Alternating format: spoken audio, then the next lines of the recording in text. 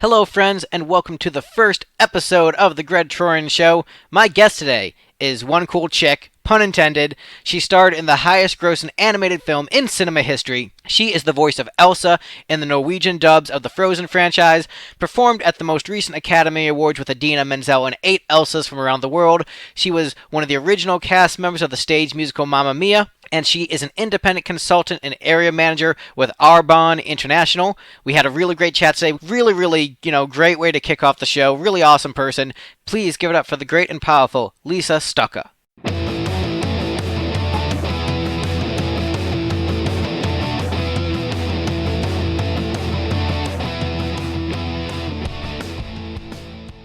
And we're live. So Yay! thank you for being the inaugural guest on the first episode of the Troyan Show, despite all the tech issues at the beginning. But yeah, you're number one. You're the OG. You're the first Yes. one.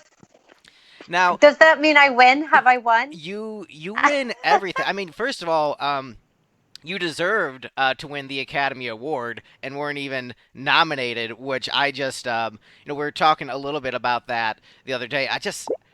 What a shocking snub. Like how did you feel about that when you're like you didn't even get the nom for that? Well, yeah, I was pretty surprised, actually, I have to say, because to me, I felt like Disney went above and beyond with Frozen 2 in terms of the animation. I thought the storyline was so brave. Um, and I love the storyline. I'm from Norway, so the fact that we have a native population and that Disney took that seriously and consulted with them and all of these wonderful things, aspects of this entire film. And the beautiful songs and just all of it. And the visual effects were insane. And Disney even reinvented, I mean, they invented new technology to do this movie. And then they didn't get Oscar nominated. I just thought, I don't get it. I really didn't understand it. And Yeah, visuals no diss to alone. the other. Yeah, the visuals alone, and no diss to the other nominees at all. Um, you know, it, in a perfect world, would love to nominate everybody, but I did think it was odd, especially also it was the only film with two female protagonists. Female-led story where the girls are not just princesses and all of those things. So, yeah, I thought it was a strange choice. I'm sorry if I'm messing around with my earpieces. It's because I can't hear myself with these, so Oh no, it's you're totally fine. disorientating. Yeah, when I saw a lot of people saying like, did we need a Frozen 2? A lot of people saying like, oh, we didn't need a sequel. The first one was so good, and I think there was a little bit of lack of underdog bias because Frozen became that huge cultural phenomenon. People were kind of rooting for Frozen 2 to not be good, and I think Yeah, they had that bias going in. But by that yeah. same token, they're just like, but Toy Story 4 was great. So I'm like, come on, y'all. And I not know. nothing And against Toy Story 4, but I think Frozen 2 was a film that took risks. Like it yeah, wasn't playing it safe. I mean, the ending when I first saw it, I'm like, oh, I don't know how I feel about that, and it made me like have to sit with it and respect the artistic choice. It was a film that was brave, that was bold, like it didn't stick to the formula, and I think that, and also it's a little bit more of an abstract film. Like you have to go to yeah, another layer, really think about like all the stuff with Atta Holland and the mother and what that really means. And so it's not as, straightforward as just like A to B plot. Like you have to sit and reflect. And it was sort of made for the people who loved the first film and then had gotten older and were entering into a new phase of life. And so those people yeah. seeing it were touched by it. But like for a lot of people, like I'm in the weird demographic where I'm 30 and happen to love the films. But most people, they're sort of the younger generation who gravitated towards them. So most people my age grew up with Toy Story, and now they're the age that their film critics are like, well, Toy Story 4 was great, Frozen 2 it was okay, but I'm sort of the opposite on that. I mean, both are great, but yeah, total ridiculous snub, just ridiculous in my opinion.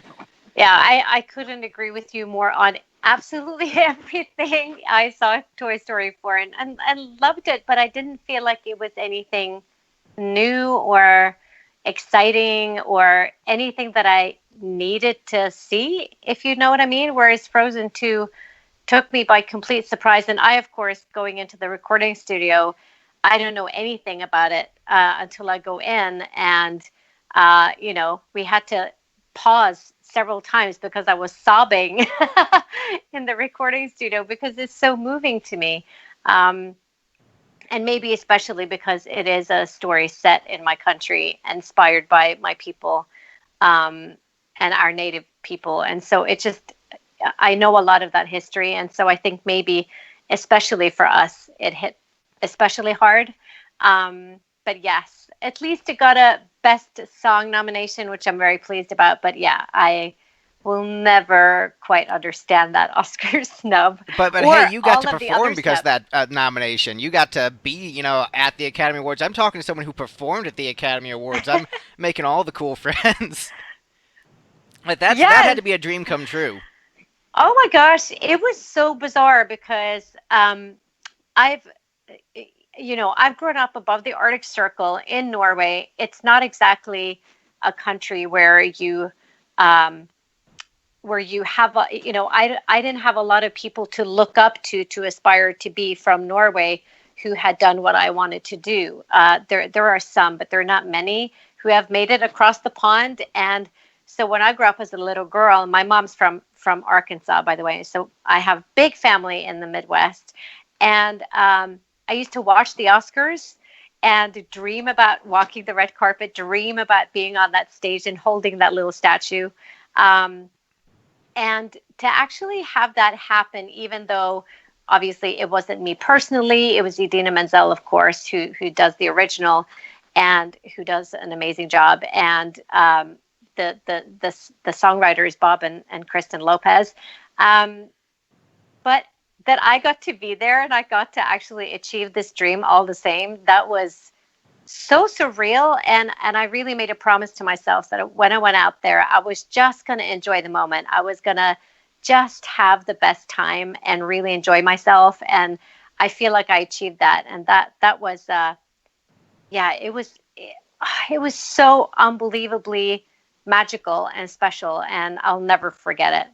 I'm so grateful to have had that opportunity. Yeah, it's so, it just warms my heart every time I, get to talk to people and just, hear them, following their dreams, following their passions, just being themselves and being able to make it. And I know, a lot of people, try really hard and don't get there, and it's not through, lack of talent or, lack of heart or effort. You need all those things, and you need the luck too. And I'm just, Yeah. but when you get it, it's just so satisfying, and just, like we've been, interacting on the socials for a bit, and actually when I first started following her, I actually didn't know the Frozen connection, so I was like a big Frozen fan, and I just thought, oh yeah, she's like a cool, stage singer, from the UK. I'll start following her, and then I start seeing the Academy Award post, like, oh shoot, that's Norwegian Elsa, and I'm just like, so I'm both really great at networking and very terrible at networking simultaneously. But Yep. it was so cool to just watch your journey and just to see like your dream come true was just so awesome, and just, sincerely just so happy for you. That's just really cool. Oh, thank you so much. I really appreciate that. And you've been so generous to me ever since you joined my page. And you always say such lovely things on my posts, and I really appreciate it. And it's so fun to like meet a new friend across the ocean, just like that, just through Facebook. It's the magic of social media. Yeah, it's Um, it's really cool just because I've had, I did a video on my channel recently of, top 10 favorite artists. The Frozen team, you included, you're in the top 10, so you're number oh 5. my gosh, Um, pro- thank you. probably truthfully number 4, but I couldn't knock Kiss down another peg. I felt bad about that. I felt some guilt, Oh gosh, but yes. the beauty of the social media is that, if you're like a cool person and competent and with it, and not like a creepy fan, you can basically interact with your heroes. Like, as long as you're like friendly and cool, you're just like, hey, how you doing?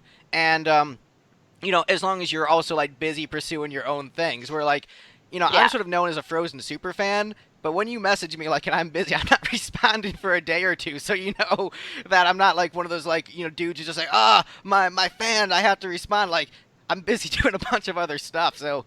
And I'm sure you can I know. interact, you can relate to that, where I'm sure you've met, many heroes throughout your journey, and then you just get busy, like, I need to respond to this hero of mine, but I'm so busy right now. Like, who are some of the biggest, like, oh, wow, I got to, meet this person, interact with this person? Like, what are some of your, because you've done so much. You did the Mamma Mia thing. Like, you're Hmm. just, as far as I'm concerned, you're royalty in theater.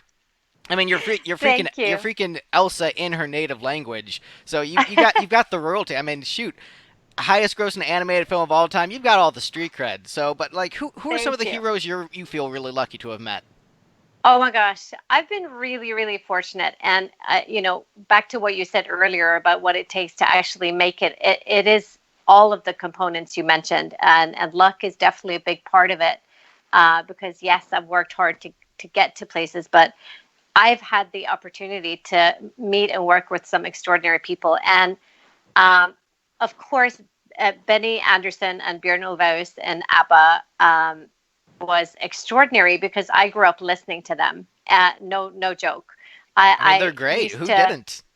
I mean, when you listen to their music, I think it's very easy to feel that it's simple somehow. But when you actually break down the songs, like Dancing Queen is one of the most complex songs I've ever had to learn. It has 8 vocal harmonies. Um, some of the instruments are tuned not 100% on purpose to create a kind of weird, distorted sound. And so once you break it down, it's really complex. And so when we did Mamma Mia and we got to work with them in person, and uh, Benny comes in and he goes, no, you have to sing gimme, gimme, gimme like this, not like this. And it's just so crazy. You're standing there going, I can't believe I'm being taught how to sing ABBA songs by ABBA. Um, yeah, and they've been very sweet to me. They've I've met them several times and they're very lovely. And I've also done Chess the musical twice, so um, playing Florence in Chess. And so I've had the pleasure of talking a couple of times to Benny about that as well. But they're very sweet. I do wish I had met the ladies, so Frida and Agneta. That would have been incredible because obviously being a woman myself and growing up as a girl, I really look to those two women because their vocals are so extraordinary and very underestimated, I think, about the success of ABBA because it wasn't just Benny and Bjorn, it was very much Agneta and Frida. And some of the other people I've met that have really inspired me. I actually sang in Buckingham Palace for the Queen. Nice. So I've sung in her house. That was fun, and I met Prince Philip. But the biggest probably, apart from the Oscars, obviously that was amazing, and being there listening to Janelle Monáe rehearse, who slams it every time. Like she nails it every time. Her rehearsal is like a performance. So we were just beside ourselves with excitement when we were rehearsing and working with these extraordinary people at the Oscars was amazing. But I think my actual favorite event that I ever did that had a real impact on me was in my hometown a few years ago. There was a concert called the 46664 concert, which was a charity set up by Nelson Mandela. That was his prison number when he was imprisoned for ending apartheid, and because he had a son who had HIV/AIDS, and it's a huge epidemic all over the world, not just in Africa, but Russia is greatly affected. Lots of countries are very affected by HIV/AIDS. He set up this concert, and it was happening in my hometown. So when I heard about this, I wrote to the organizers, and I was like, I really want to be involved in this. And this was after Mamma Mia. Hmm. And I was like, I really want to be a part of this. And no reply, literally for a year. I probably wrote to them 3, 4 times and called and tried to get through to someone, and no one responded to me.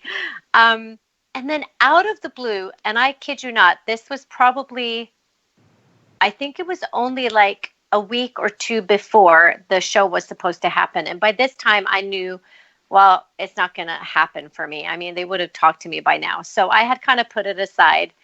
And I get a phone call saying, hey, could you come and co-present with the South African DJ the concert with, it was going to be Brian May was to be there, Annie Lennox, Peter Gabriel, Angelique Kidjo, Robert Plant, Sharon Core from the Course. I mean, it was just like, are you kidding me?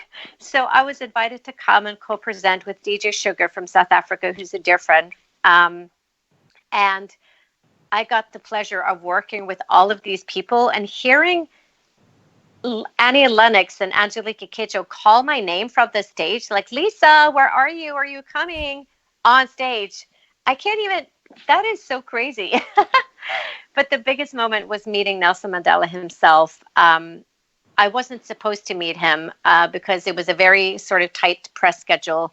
And I had said to the lady who was in charge of the press, I said, look, if there's any chance that I can meet him, I would love to meet him, because as a little girl, I was so moved by his story. And I remember the day he was freed, actually, and singing that song, Free Nelson Mandela, over and over and over. And when I got to meet him, honestly, it was one of the most profound moments of my life. I just think he was such an extraordinary person to have gone from that background and everything he went through, and everything he had to suffer, and all of the lessons he learned, and that he passed on to people. Yeah, that was a big moment. And I said to him, it's a great honor to meet you, Mr. Mandela. And he said, yes, it's a great honor for a young lady like you to meet me, he said. I love that, because there are so many people, like, I think there's a healthy balance to ego in a lot of ways. Yeah. Where certain people are just like, they feign humility too much, but like sometimes when you got it, you got to flaunt it. Like, yeah, I'm Nelson Mandela. I went through all this stuff, laughing, but you laugh in a way. I think he said it with a twinkle. Like he was half serious and half joking. And that's what you need to be. Yeah. Yeah, it was a very funny moment, and I was like, do I laugh? Do I not laugh? I really didn't know. But yeah, he was incredible. And yeah, that was one of the biggest moments of my entire life, meeting him. So you performed for the Queen, you've met Nelson Mandela, you're in the highest grossing animated film of all time, and you're a wife and a mom. How do you have the energy for all that? Oh my gosh. I have ADHD. I probably do, self-diagnosed. No, I've just always, I've never been the kid who sat still in school. I always had the school report that I talked too much. I never put my hand up. I would forget all my schoolwork. I just didn't concentrate. That classic trope. And I've just always been like that. I get very bored if nothing is going on. So in fact, it's better for me when my life is really busy. It's actually healthier for me. There's a fine balance, though, of course. And like everybody, I'm always working on that balance. But I feel like, it's good. The great thing about being in a creative profession is the fact that, first of all, I can say no. So if I don't want to do something, no one's making me. I have that choice. I can also create if I want to. And, my kids are my kids. I love my kids. They are great, especially now that they're really big. I mean, it was tough when they were small, for sure. And I think it's, especially tough for the person who stays at home, whether it's the mom or dad or dads or moms or whatever. But now that they're big, it's awesome. It's really awesome. Yeah, I love my life. Yeah, so and I have my business as well, of course. So I have my health and wellness business too in the mix there, because I wasn't busy enough as it was. Right, you decided, you know what, I'm not doing enough stuff. I need to do health and wellness. I need to add in more. I need because you're really great. What I love so much about your your posts is that whenever I see you on social media, you're always spreading positivity into the world, which is something I am trying to do more of. But also, I'm a rock dude, so I'm like, I gotta stir up some stuff sometimes. But I love your positive nature. And Thank I you. view your, the stuff you've been selling as like just another extension of that, because just like I want people to be healthy and feel good. And you Yeah. sent me some protein powder and some of those crazy fizz sticks where the water just goes all crazy. Like that stuff is fun. They're amazing. Yes, this is why I have so much energy. But I think it's all, I think all of it's linked. I think our mental and physical health is linked. They're not separate. They're Hmm. part of the same thing. I almost wish we would just stop separating all of these things, because when it comes to health, I'm very much of a holistic mindset. I always have been ever since I was a little girl. My father was a chiropractor, so when he uh, came to my hometown and started working in the 1960s, everyone thought he was a quack, because people didn't know what a chiropractor was. And so he had to obviously work through that and get his respect, which he did in my hometown very much. So he was a very respected chiropractor, and my mom was an artist, and so I grew up with this mindset of holistic wellness in my home, and I've just extended that. And so as a performer, as you know, as a rock performer, you have to be at peak performance. You cannot turn up on stage and have been up. Well, you can, but you won't it's perform it's as bad. well. It's bad. Yeah, it's painful. I mean, you want to give it your best. And it's like an athlete. When you're an artist and you're a live performer, especially, Hmm. you are an athlete. You have to be at peak performance, peak health, and that includes mental health. So we have to look after ourselves. And so when I was introduced to this other business called Arbonne, which is a social marketing business, um, that that really interested me because I didn't see it as something separate to myself. It's just an extension, like you say, of looking after myself and wanting other people to also have health. So I think health is wealth to me, because it's all we got. If we're not well and we're not looking after ourselves, life's a lot harder.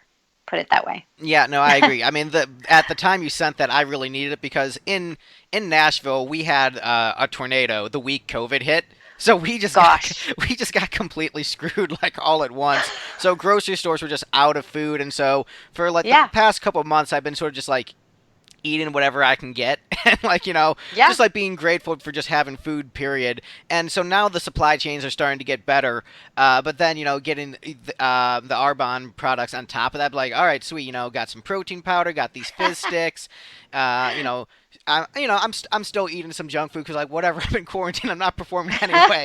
But getting back into the workout routine and all that good stuff. And so, I really appreciate you sending that stuff over because it's like it's a good reminder to stay healthy. And like I haven't gone Yeah. off the deep end, but I'm also gonna be honest, like yeah, I have some ice cream, you know. Oh, come on. Like, I'm not as, look, even though I promote health and wellness and I definitely live that ethos, I'm not like that 100% of the time. I think there's a fine balance. We're all allowed to enjoy ourselves sometimes. I'm going to have a gin and tonic later with my team. So, Right. you know, I'm not a saint, and I definitely, do takeaway and I eat burgers and, but I think it's all about balance. We have to have a good time, and we also have to look after ourselves. So I think with everything in life, there's a balance, I agree all of completely. it. What Rogan So says he does, you're good. You're good. he says he does 80/20. It's like I eat healthy 80% of Yes, the time, 80 then 20. 20%, I just do Yeah. whatever. And my Yeah. And wife, that's she's exactly super it. holistic. She's healthy like maybe 90/10. So she makes me look bad by comparison. She's like, "Oh, what are you eating?" I'm like, "Oh, but it's so good, babe." Yeah, but look at The Rock. Even The Rock, he sells his tequila. You know, um, Yeah, and that guy's everyone, jacked. He even can, the, you know. and I mean, come on, like how hard does he work out? But he still has his tequila. So yeah, I think you're fine. Plus, I was gonna say, my gosh, I was looking at your amazing rock video and your hair. I'm really jealous. Like, Look at me. You have better hair than me. It's not fair. Hey, you also have gorgeous hair. I've made friends through just sheer power of hair alone. Where there's like the reason I met my wife is actually because of great hair. Where I saw this guy with amazing hair metal hair at a coffee shop at an open mic, and like your hair is amazing, my hair is amazing. Let's be friends. And he was friends with this singer songwriter girl. So I became friends with that singer songwriter girl, and Yeah. she was friends with my wife who went to her shows, and so we just met at her shows. But if it wasn't through the power of gorgeous 80s hair metal hair, I wouldn't have met my wife. And I so, love that. yeah, so, gorgeous hair got me married, I guess. That's pretty good going. I think you should like tell more people that it's like Rapunzel. The magic is in the hair. Yeah, indeed. Although I will say, the folks on the internet who are like, Tangled is better than Frozen, y'all are crazy. Yeah. There's a large portion like the people who say Yeah. Moana is better than Frozen. I disagree, but at least understand that more. I agree. I loved Moana. I really loved Moana. Dwayne the But Rock Johnson, you know. I know his daughter doesn't even believe he is Moana. But your You kids know, believe you're Elsa, obviously, right? well, They're they old were enough. older. Yeah. They're older, and also, I mean, my daughter, I think she was like 5 when Frozen 1 came out. She hated Frozen, not because of Frozen, but because I was in it. Oh, because mommy was in it. Like, have you gotten the cool She points was so back at sick of some it. point? Well, yeah, I mean, I think that the funny thing is, so my son he's older, so he's 16 and a half, and he thinks it's super cool that I'm in Frozen. But Tallulah, because she's my daughter and I'm her mom, um, I think it's like, I can't explain it. Mommy can't be Elsa. Yeah, well, she loves that I'm Elsa when she can use it to her advantage. she, she's a very smart girl. So she would be like saying something really loud, like in a store or something. She'll be like, "Hey, mom, do you think they know that you're Elsa? Do you think that they know that you are?" Stuff like that, because she thinks they're going to give her free stuff. So she's so funny. Whereas in private, she would be caught dead knowing that I was Elsa. Well, I, Yeah. from my perspective, I think it's super cool that one of my goals in hoping to be successful in the industry, trying hard and haven't hit that lucky streak, but to be able to have like an influence on the culture in a positive way, like to know that you're a part of this film series. And what is it about? It's about sisters, family, what truly healthy relationships are, communicating, Yeah. respecting other cultures, healing the past, Roots. roots. Yeah. Like to be a part of that and to know that you're shifting the culture in a positive way, especially with all the things going on right now. Like Frozen Yeah. 2 is such a film for the times, down to like everyone being uncomfortable with their living situation, where just everything changes overnight, where you have the Yeah. pandemic with COVID and then people being forced out of the kingdom. It's just like Yeah. your entire life is turned upside down overnight, and So at the many analogies in right this to what's film. going on right now. And then you've got Hmm. all the stuff with the And North the Uldra. authority. Yeah, and just like it's all about like it's such a timely movie where it's prophetic in a number of ways. And just I think Yes. the fact that it's out there right now, and, they put it on Disney Plus early because I think they recognize like what a good message that would be for the people, which Yeah. by the way, US, I'm able to watch the Norwegian version on Disney Plus, so we have the No. ability. Yeah, we have the ability, so I have watched it. What? You Yeah, are? yeah, we have the ability to change the audio if you go into the No settings. way. So Norwegian audio with English subs. So yeah, if you That guys is want to so watch that, awesome. in the native language, you have the ability. I think it's weird with my browser, like I can't really scroll down, and because I guess there's a bunch of language options, but Yeah. Norwegian is like right at the top. So I'm like, yes, I'm able to do it. So Oh my gosh, I love it. And the other thing, so I recently, do you know that app called Smule? I don't know how you pronounce it. Smule. I know it because I watched your show yourself video. That's You how I know did? it. You Yeah, did? yeah, So I I shared it. recorded it So in my kitchen. And people can duet with me. So I recorded it on purpose in English first because I have a lot of fans who are in Thailand and Japan. And it's so crazy. I have lovely fans from all over the world, Russia, lots of people. USA, obviously, it's really funny because I think it is kind of different with the Norwegian language because it's set in Norway. So that's been a lot of fun, obviously, for me. um, but yeah, so you can actually come and sing with me a duet. Show yourself on this app, and I will record also Into the Unknown in English, and I would also do a Norwegian version. But obviously, then the lyrics won't match. But never mind. Yeah, I'll say this right now. That stuff is hard to sing.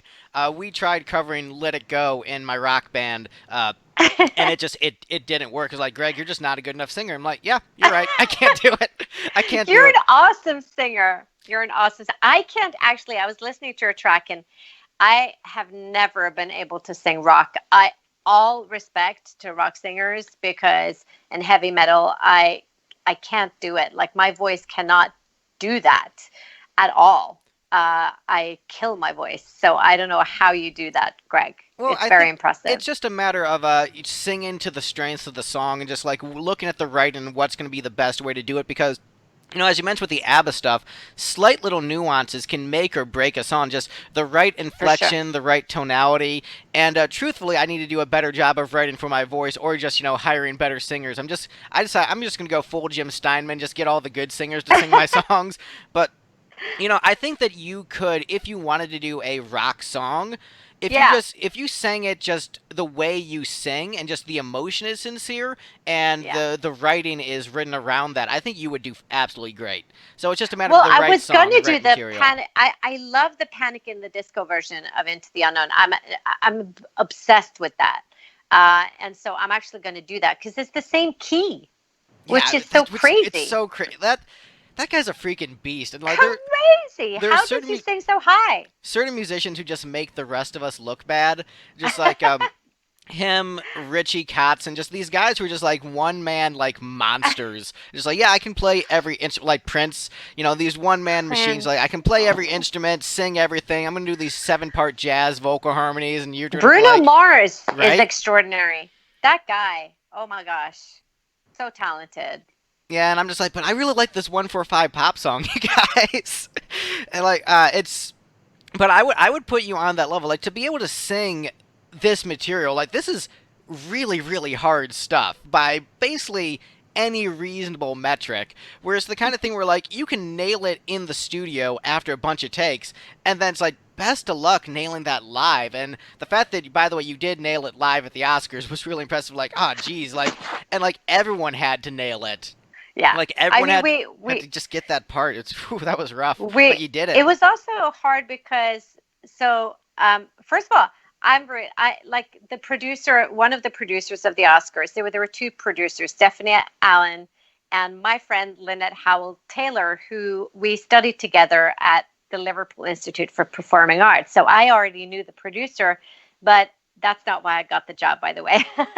But when we were rehearsing for the Oscars, I was so grateful that I had invested in a pair of in-ear monitors for myself that year, a really good pair, and because the listening there was really difficult, really difficult. They had one listening track for all of us.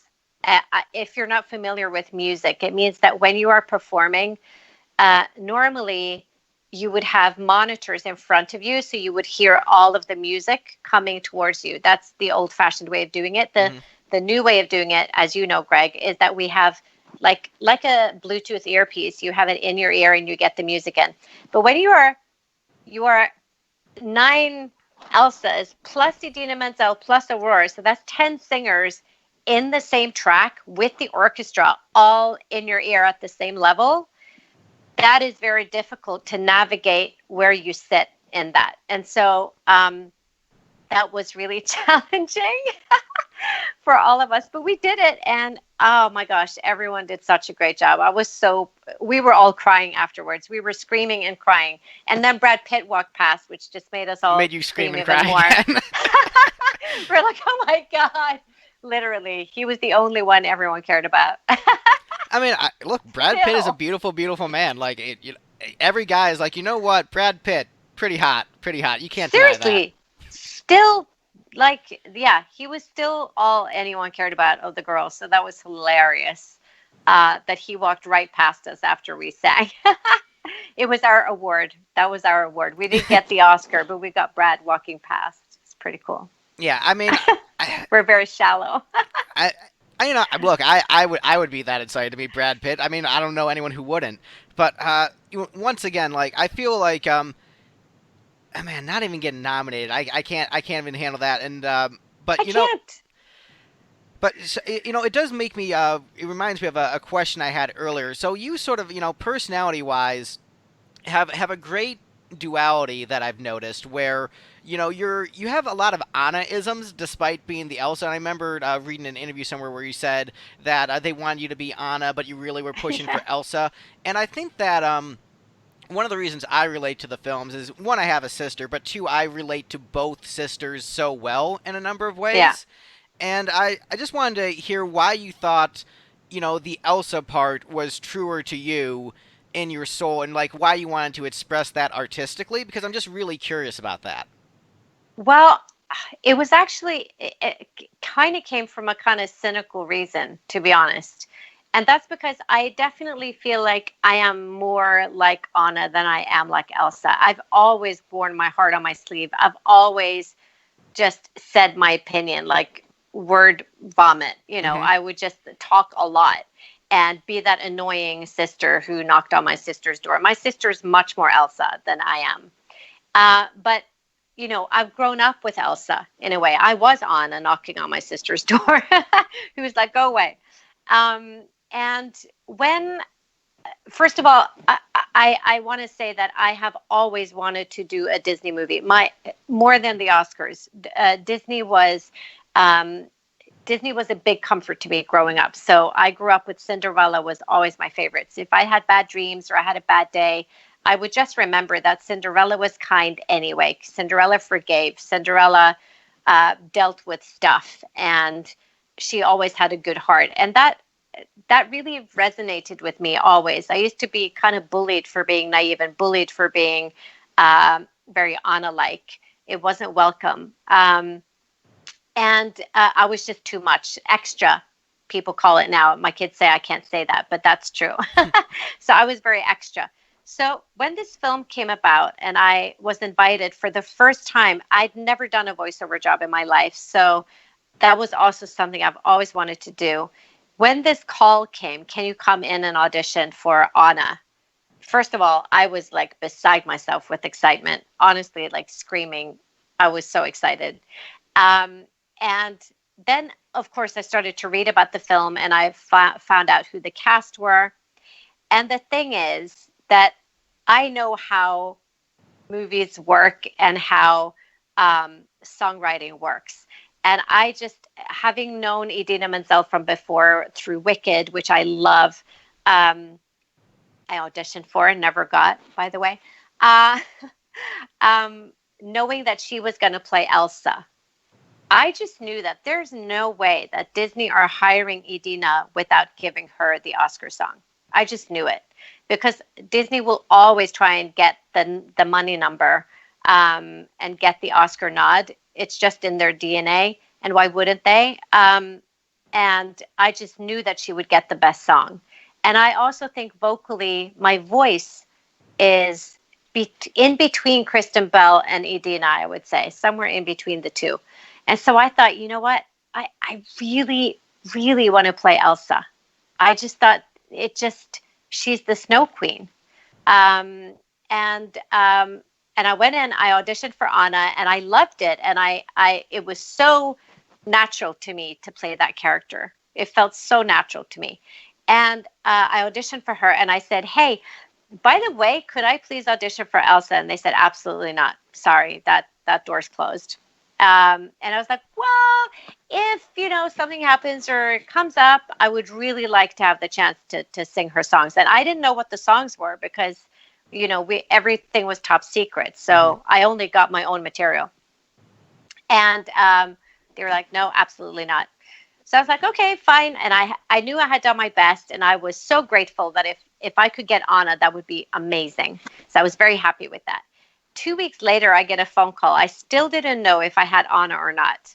And I got a phone call and they said, listen, we can't find anyone to actually sing Let It Go. And I found out later that all the people they had submitted were denied by Disney. So Disney weren't happy with their choices. Um, so this is how tough this process is. If anyone thinks they just pick someone, they don't. They are very, very particular. And so I finally got my chance. And then I heard the song. Oh my gosh, Greg. When I heard Let It Go, I was like, oh my gosh, this is the Oscar song. This is the one. I just knew it in my bones that this song was going to be something special.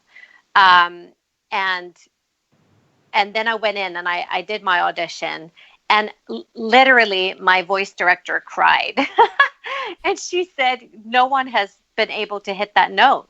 No one. Uh, and so she sent that off to Disney, and I had to wait another 2 weeks. I still didn't know about Anna, and yeah, they told me that I had the job, and that was I can't explain it. I've had this happen a lot in my career where I just get a feeling that it's like a calm comes over me, like I know this is happening. I know that this is what's going to happen.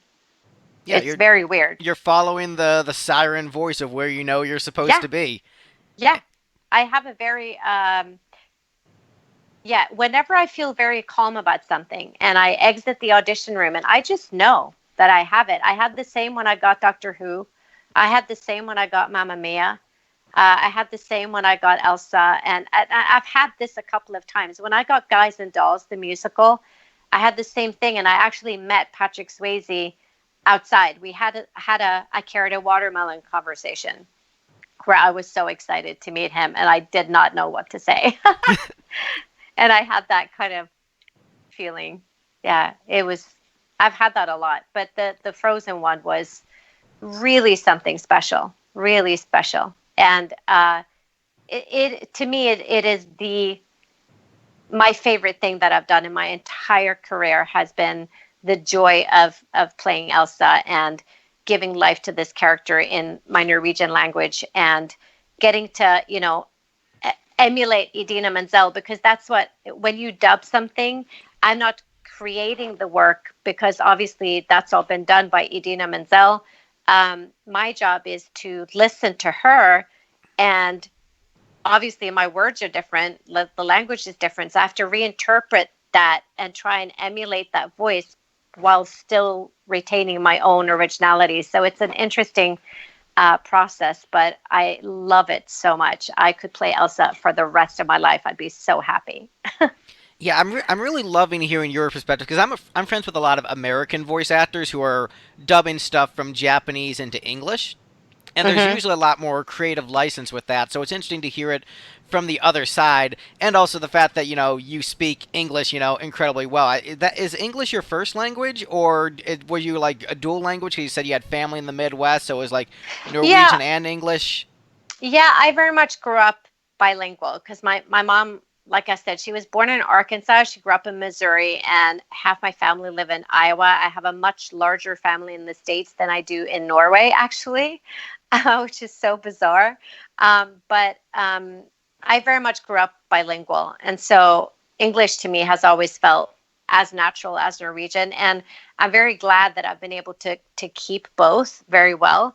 I haven't lost my Norwegian. It's still here. And I get a lot of compliments about that from Norwegian people because they know I've lived in the UK for 25 years.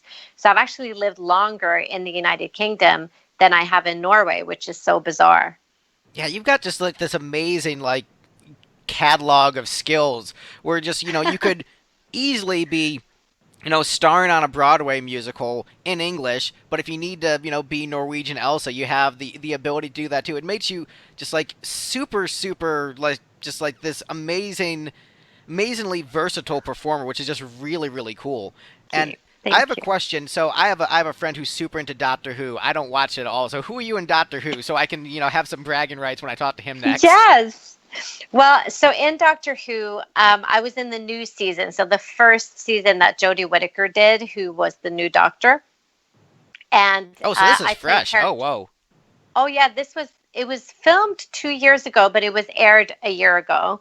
And I was in season one of that, and episode nine. It was supposed to be episode seven, but it was moved to episode nine. And I play a character called Trina, who's a Norwegian, and is actually it's the most bizarre character I've ever played because um, she's actually um, she's actually dead. So she's a dead character. Oh, geez, But spoilers.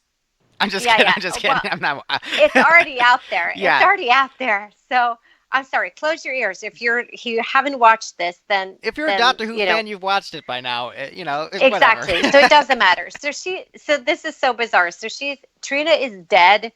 Um, and the doctor has been called to this house in Norway where there's a blind girl who is played by the amazing Ellie Walwork, sorry, and she's genuinely blind. She was the first real blind actress that BBC had hired, so that was historic on its own.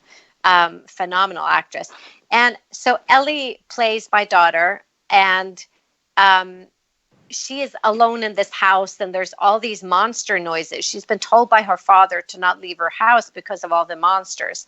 And then they find out that that's all a setup by her father, who has disappeared through a mirror. Are you still following me? I'm still following. This sounds like a Doctor Who plot. I'm following It's it. so funny. Yeah, amazing plot. So he disappears through a mirror and goes through this space place. I can't even remember what it's called now. The something zone. Can't remember. And he is then in the same house but mirrored. So I am in this other house in space, and I'm actually dead. I don't know I'm dead, but I do know I'm dead at the same time because I am the universe. So I'm actually the universe. So I'm called the Solitract. And at the end, I turn into a frog, which is amazing. So I yeah, that was a really fun character to play because it's not like I can do method acting. Do you know what I mean? I can't you can't just hang out, in a pond on a lily pad for like 3 no, weeks eating flies. being the universe. Right. I am the all-seeing, all-being universe. So that was a lot of fun. So I can now say I've played the universe, which is pretty cool, I think. But Some people would argue that Disney is the universe, so you might have that. yes, yes. Well, Elsa is the fifth spirit. She is, so uniting all She the is. elements together. I know. I'm so spiritual. No, I find it really, really amusing that I've played the universe and the fifth spirit. But oh my gosh, the cast of Doctor Who are the sweetest people. That was an amazing production. And it was actually one of those I've done so many firsts, and this just, it gives me such a kick that I've done so many kind of first things. I think that's a lot of fun. And we were actually in the first ever reading that they did of that new season on Doctor Who. So we were reading 2 episodes at the same time, episode 1 and what was going to be episode 7. We were doing the table read together with all the creative people. I mean, you can't even, it's like BBC royalty in that room. And with the new Doctor Who, that just, the first ever female, I just cried because it was such a incredible moment, and the cast that they've put together, yeah, extraordinary. So that was a huge honor for me to be in that show. Yeah, you Huge. seem to have like a magnet for female empowerment projects where just you get gravitated towards the first, female doctor, you get gravitated towards Frozen. I mean, Mamma Mia, obviously, Yes. like all those Oh things. my gosh, I haven't even thought about that. Yes, you're right. You're right. Yeah, there's always a thread. I always find myself, things seem to always end up full circle with me. There are so many funny things happening. So with the Mamma Mia thing, I had actually auditioned years before for Christina from Duvemåla, a musical that Benny and Björn were doing. And like I said before, I grew up listening to ABBA all the time. I auditioned for them years before, and I was told at the time that I was too young for the part, but that they loved me. And then when I came back to do the Mamma Mia audition, of course, they didn't remember that. They didn't know that that had happened so many years before. But it was just this whole thing of, me growing up listening to them, and then auditioned, and then that wasn't the right time. And then it came back again to me, and I got to play that part. And yeah, there's so many things that I find so bizarre how they've all just clicked. So I don't push for things, if you know what I mean. I do what I do, and I let the universe or whatever do its job, the solid track. And I let it do its job. And I just trust that what is supposed to happen will happen. Do you? Uh, uh, yeah. I'm sorry. Do you do any creative writing at all? Like, do you do scripts or novels? Because I feel like you have this very creative spirit, and I sense like some storyteller isms in you. Like, do you do any of that kind of stuff? I've never, I don't know how to explain it. I, that hasn't been something that I've been seeking, if that makes sense. Like I've done a bit of songwriting and stuff, but nothing that I felt was that had to be out there. I can't explain it. Like it never felt like this was a burning desire of mine. For me, what really lights me up, I have to say, is, and that's the part of performing in whatever medium that is, or helping people with their wellness or whatever it is. What connects all of these dots for me is human connection. That's it.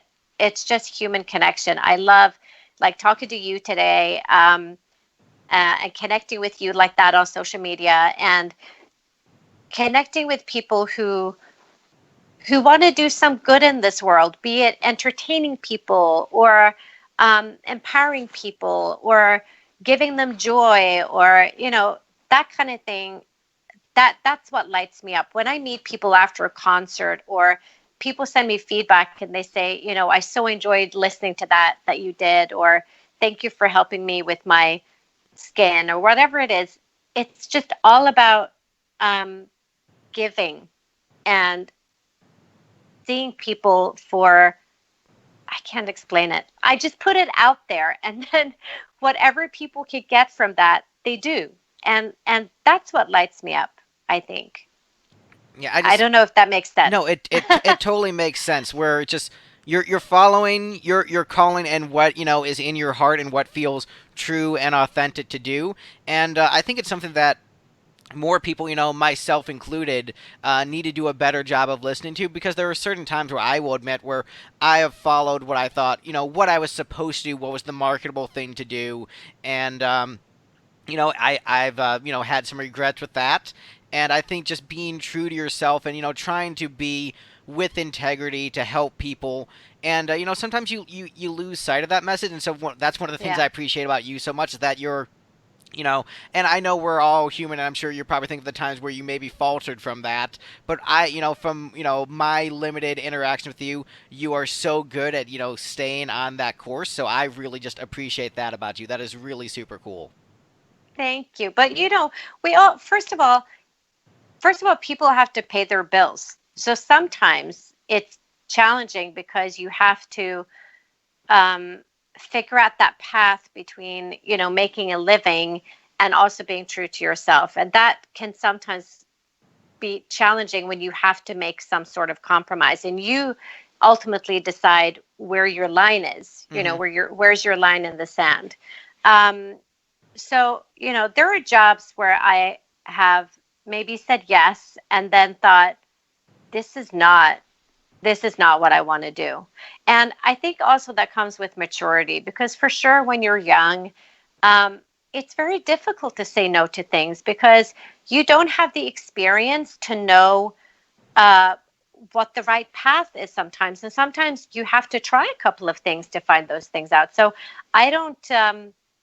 I don't believe in regret, for example. I'm a great believer in that we have a lesson to learn from everything. Even the bad experiences are lessons. Um, and so that is just I'm a lot older than you. I'm 45.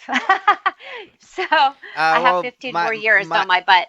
my wife is actually 15 years older than me, so you're basically the same Oh, age. awesome. We're the same age. Well, Yeah, great. so So you no, know. I don't worry, I get the Um, lessons from her about a lot of stuff. well, and also, she's probably wiser to start with. Oh, she is um, definitely much wiser than I am. She writes really great. She's very holistic. Writes yeah, self-help books and about diving into the soul and finding your true yes. self. So you two would get along super well. Like there's just a She lot of sounds compatibility. awesome. I should get her number. Yeah, no, I'll Um, definitely hook you the two of you up. Like you two would be just you like you two would be should. buds. You I'm sorry, I should. didn't mean to cut you off. Go ahead. But I think that's the thing. I think first of all, I I don't think we can in this very moment be different than how we are or have necessarily done differently. But we all have a choice in every moment on how we move forward and what we are willing to accept and what we're not. And as I mature, I am so much more conscious of, do I actually want to do this? Or is it because I need to do this? Or do I feel that I need to do this? And so I am so much better at saying no. And I think saying no can be really powerful. And in fact, I think it's important as well to um, respect yourself enough to, if you feel like you're in a situation where you're not being paid enough for that job, or um, you can do that for less money because it's creatively satisfying or whatever it is.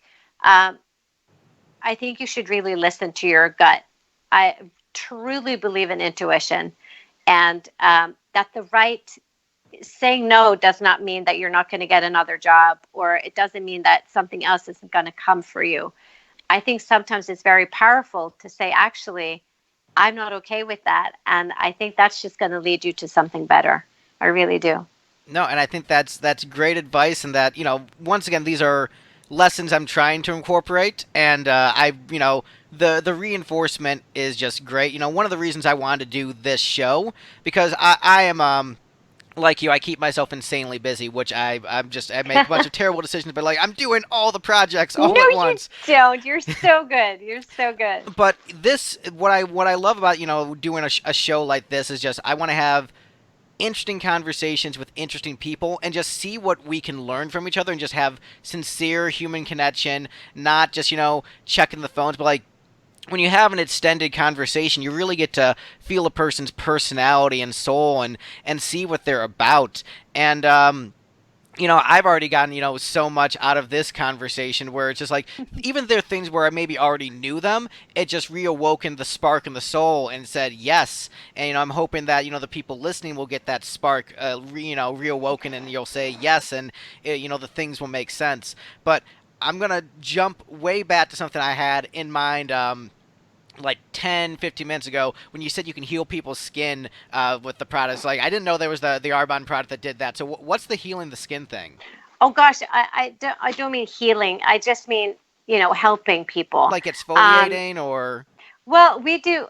So with this brand Arbonne, they are all vegan certified, and we don't use harmful additives, which is so important. So sometimes it's just as important to know what's not in your product as what is in your product. So right? they only use the best ingredient, botanically based. Um, but they have over 270 products to do with skin, nutrition, bath and body care.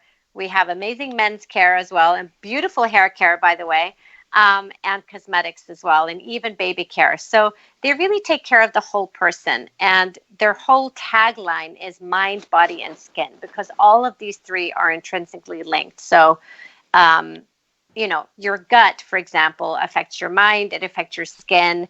Our mind affects our skin even, because when we're embarrassed, we flush, right? Mm-hmm. We get red cheeks. And so all of these three are linked. And I love their holistic view of health and wellness. That really resonates with me. And the whole brand ethos is so beautiful. They're going to be plastic free by 2030. We are no longer using virgin plastics.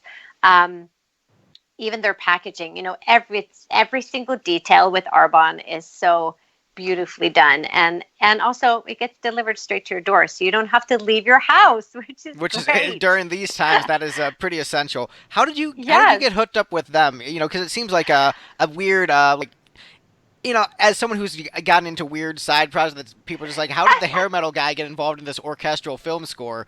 So like, I understand yes, where just like and weird things come Frozen. your way, right? But how did this come Um, your way? well, this was it's kind of weird how things happen. I was already looking for something to add into my creative career because, as you know, as a creative person, uh, it's not a problem being creative. That's actually the easy part. The Right, difficult part being creative is life, is actually uh, having an income that is at all regular or at all predictable. It doesn't exist as a creative person. And even though I'm very fortunate, I have a great husband, he's wonderful in every way. And also, he has a normal job, which is great. And they can't just get rid of him because he's worked there for so long. So we're pretty safe, from that aspect. hmm But I I've always, grown up as a woman, knowing that I need to have my own. I need to know that if something happened to my husband or myself, that I could stand on my own 2 feet. That's really important to me. And some years in my profession, I have a amazing income, like really great, really, really positive. Other years, and through no fault of my own, that might be a quieter year. Like this year in my career, everything is gone. It's literally dead because all the theaters are closed. Um, People are not wanting to pay for live stream with artists. They're just not. And so there's not a lot of work. Um, and I didn't know this 3 years ago when I started my business that this was going to be the case at all. And that wasn't obviously why I got started. But I did recognize that I needed something that just gave me a little bit more stability. That was what I was seeking. And also, I want to be that yes mom. I want to be that mom that says, yes, we can just jump on a plane and go on holiday somewhere. Obviously, not now, but right. eventually. And, if my daughter wanted to horse ride, I could say yes to that. Like it wouldn't be an obstacle. I've always wanted to enable my family to live the life that we want to live regardless. Um, and and so I was looking for other opportunities, and everything was either very expensive, like big investment in studying, or a big investment in time. Um, and neither of which I wanted to do because I love my career. I never wanted to leave my career. So I wanted something to just fit into it, click into it. And it didn't exist, without a massive investment. And this just came through a friend of mine. We were dog walking and she started to share with me about this business, how I could work it around my life, how I could work it from my phone. Even when I was on tour, I could work it from my phone because it's all online. And I thought, oh my gosh, this is just absolutely genius. And it's in a field that I'm passionate about that I use anyway because I already wash my hair. I already take nutrition. hmm So it all made sense. So that was why I got started. And now, 3.5 years on, oh my gosh, I love the brand so much. I would literally just tattoo it on my arm, if it made a difference. But they're just a really, really wonderful company. And more than that, after our call, I'm doing team drinks with my team. I'm helping other people start a business. And it just, it's hard to put into words how much this has transformed my life. And I think a lot of the reason why so many positive things have happened in my career is actually because of the mindset training I've had with this brand. They focus heavily on personal development, on looking after ourselves, and being caring about people on the planet. And so, yeah, all of this kind of peace and love stuff going on, Right. a lot of it comes from this brand as well. It's just fitted in with my lifestyle, and yeah, I just love them. And I'll I've drunk the Kool-Aid basically. I think they're amazing. yeah, you know, there's you know, I've definitely heard criticism in the past. You know, because I have some friends who are just not into like the Disney brand and all, so they don't even know about Arbonne. But they're just like, oh man, you've drunk the Disney Kool Aid, and but I think there are certain, every company has their problems, but I think there's Sure. certain like ideals and like you can be so happy with the product that the company provides where you're just like, this company has problems, but I do at least like what they're offering into the world. So with For Disney sure. offering really great, uplifting art that can heal the soul, and help, mend society wounds. That is amazing. And with Arbonne, I mean, look, that protein powder gets you pumped. I'll tell you, the I the energy I've know. had to just like lift and do stuff around the house has made the wife very happy. So the protein powder's been great.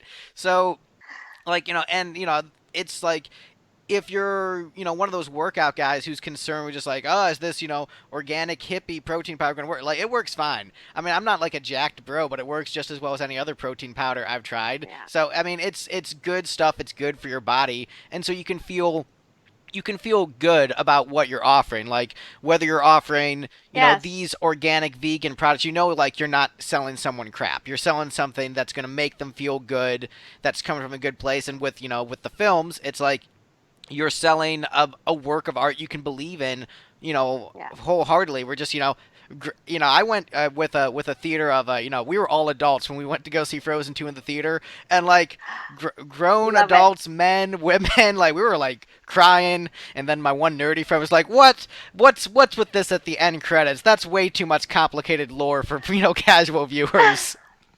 But the fact that you can make grown adults cry, like I have no nostalgia towards Frozen. Like I just saw it when I was 23, like kind of accidentally, like oh shoot, this is really good, and then turned into my favorite movie completely by accident.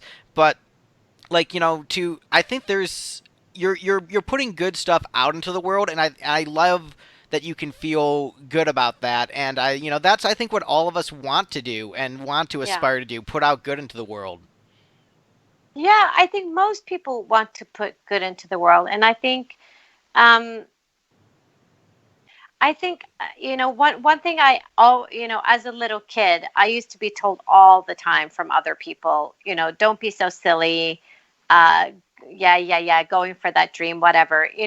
People used to literally laugh at me when I used to say what my goals were, and you're going to get that anyway in life. And so you may as well just do what you want because someone else is going to do your dream if you don't do it yourself. And and I really think that it's a bit like the Pocahontas song, Dressed Around the River Bend. It's one of my favorite songs. I love the Pocahontas film, by the way. And you have to sometimes choose the harder path because if you're just going to follow the system and do exactly as you've been told, get a job and get the gold watch, the world isn't like that anymore. Uh, we see so many people have to compromise their happiness for the paycheck. And, I deliberately didn't do that. I took that risk as a creative person, and that can be really tough. And it just so happened that I was very lucky and it worked out for me. Um, but there's always a way, and I think that for me, that was what doing my other business, my Arbonne business, it was just another tool to enable me to actually fulfill my long-term goal.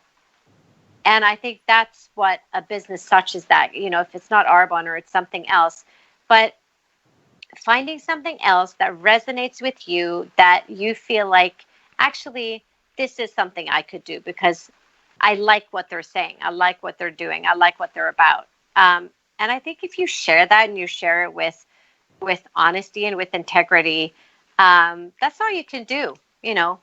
Whether people want to come and buy your concert or come and buy your skin cream, Right. it's their decision. It's all the same thing. But I definitely always aim to put whatever content or whatever I'm about, I always try and put that into the world with as much love and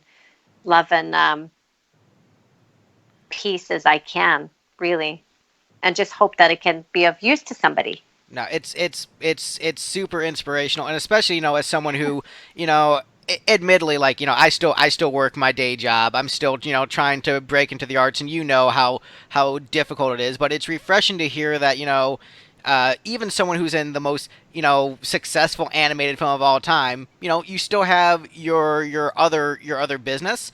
And so I think it's good for artists to remember that there's no shame in doing stuff outside the arts, but you should try to find something that feels good for your soul while you're For doing that. sure. You can do both. And so I think that's what's so inspiring, because it's showing that you are doing that stuff outside the arts, but it also feels good for your soul. Like, that is exact 100%. that's what every artist wants to hear, that it can be But done, and you're the proof. look at all the, I think we forget sometimes that the most successful people, when you look around yourself at all the sports people, all the artists, all the most wealthy people in the world, they don't do just one thing. They all multitask. They have multiple streams of income. All of them. Look at Oprah. I mean, she has all of these different elements to her business, her book club, her magazine, her movie making, her producing, her same with, The Rock that we talked about before. He doesn't just make movies, he sells tequila. Yeah, and he has He the sells $7 exercise production clothes. studios. He does all He the has his different own things. production. Um, Also, Reese Witherspoon is another fabulous example. Snoop Dogg, he's got his. Do you see that video of him crying to Let It Go? No, Yeah, there's a video he of Snoop. did. He was listening to Let It Go in his car, and he was crying. It was amazing. I I freaking love loved him. it. I love him. And I love the fact that him and Martha Stewart, that show. Oh my gosh, Right? I so want to watch that. I think that is genius. I love it. But it just goes to show that I hate this trope of poor artist. You know, um, who was it who said that? Elizabeth Gilbert was asked about this trope in one of her talks. The writer of Eat, Pray, Love. Hmm. And she basically put her finger up about it. But I so agree with that. I think it's really important, no matter what job that you have, um, if you feel like that you're just kind of on a treadmill, that you're not really living life, you're just kind of existing. I think there's a big difference between enjoying. You should enjoy your life. We should enjoy our lives. We have one shot at this planet. We have one shot at this life, and we should make it a good one. And we should make it a good one for our kids. Um, and if whatever you're doing isn't creating that for you, we all have a choice. And it doesn't, you can find a good path for you where it's aligned with whatever you're about. And you can create something out of that. Um, and artists can definitely do that. It doesn't mean I don't feel like I've compromised my art at all. In fact, I think it's enhanced it because it means I'm talking to so many people from all walks of life in my in my business. And that just fuels my profession because as an actor and as a singer and as a performer, my job is to tell the truth. And so, whether it be through song or whether it be through words, in a film, it's to represent people and to tell the truth of that person. And if you don't surround yourself with other people, other than other performers, how are you going to research that? How are you going to, find those characters? So I think it's important to do other stuff as well and to surround yourself with normal people, you know, who are maybe doing something different to us. Yeah, I completely agree, and that's one of the reasons I started the show, because my other podcast was just music. And I still, love the artists, I love the performers, but I want to, get the different perspectives, because there's so much to this life, and to Yeah, just, keep yourself in one little lane. Like, go out there, adventure, explore, go out into the unknown, find your calling, go for it. And you know what's the worst that'll happen? You'll have a great story, you'll try it, and you'll probably have some great memories. exactly. And don't you find that the more I watch Frozen and Frozen 2, the more I feel like, honestly, they have created the perfect life lesson school. Yeah, Uh, absolutely. because the songs, you know, Love is an Open Door, Let It Go. What else is in that movie? Oh gosh, so many. I mean, into the unknown. You know, as Into the the brave unknown, and step, then the next right thing. I mean, that is yeah, oh, so the many next powerful, right great thing. songs. But did you also feel like the male characters were written so well? I loved how they wrote Kristoff. I Oh, loved how they brilliantly, wrote, brilliantly. you know, Hans, that you thought was going to be this awesome guy who turned out to be the worst. That's a And great lesson for people where and I think we've all had this in life where you've met someone you thought this person is super cool, and then you see that other side. I think that is yeah, a lesson that kids should learn, and adults should remember. 100%. I mean, Yeah. a lot of my rock friends think I'm crazy for how much I rave about the Frozen films. Like, why is Greg really into that, like, girly Disney film that's for little kids? Like, dog, you gotta see it, you gotta trust me.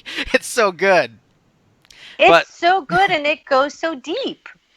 Seriously, the song "Show Yourself," which for me, I wished that had been the Oscar-nominated song. I know that it um, couldn't be because it revealed the film, mhm. um, but it's for me by far. I just think it's the most extraordinary number, and it's so much about empowerment and about um, you know stay true to who you are, figure it out and go do that, even if it's hard. Um, I think sometimes we're so cowed by the system. Um, we are kind of schooled to think small, Mhm. I think. And I have made a great effort as a parent to unpick all of that and to honestly, it almost pains me to send my children to actual school because I feel like they undo so much of what I'm trying to achieve here, um, by limiting their self belief, by limiting their dreams, by limiting their vision, by not allowing questions. Um, and I think we need to ask questions. We need to be curious. We need to be brave. Um, and we need to be ourselves. And And that's accept definitely ourselves. something. And accept ourselves and love ourselves. Oh God, this is so kumbaya, isn't it? It's But I mean, that's what the but films are about. But like that the entire arc of Elsa is like learning to love and accept herself and find out where her true place is and being okay with it being away from her family if that's what's best for her, like being where you're supposed to be, following your heart. I mean, it's great lessons, so many layers to the different songs. Like the song Some Things Never Change is so bittersweet because life yeah, is all about change, and so you want to savor this moment with the people you're surrounded by, your friends, your family, and that moment is ultimately fleeting. So all you can do is just yeah. savor it while it's there. I mean, so we could go on for a long, long time, and I know we're basically out of time. But once again, thank you so much for doing this. You're welcome back on anytime. Please let the loving audience know where they can find you and your stuff. Okay. Oh, thank you so much, Greg, for having me on today. You are the most incredible person Guest and number an one, you're the amazing original. artist. Yay! I love it. But thank you so much, Greg. You're truly an incredible person. You can find me on Instagram. I'm Lisa Stokke Love on Instagram. You can find me on Facebook. I'm Lisa Stokke Jolly on Facebook. You can find me on YouTube. I'm Lisa Stokke on YouTube. You can find me on Arbonne by lisastokke.arbonne.com. You can find me on Smule, where that karaoke app, and come and sing with me. Please duet with me. I'm Lisa Stokke Love there. So yeah, come and find me. I'm also on Twitter, but I hardly ever do it because it's just a cesspool of. Yeah, it really is, and I. I can't go there. It actually is bad for my mental health. So I don't actually. I check it every once in a while just to see if I've missed anything, but it actually just upsets me every time I go there. So I just leave it alone. My feed's a little bit better, but yeah, I have some friends who are like, please just tweet at me. That's my preferred form of communication. I'm like, fine. That's how some kids are nowadays. But once again, thank you so much. Check out the Arbonne products. They're great. They help me lift weights around the house. They're awesome. And yeah, that's our episode. Bye, everyone. Bye.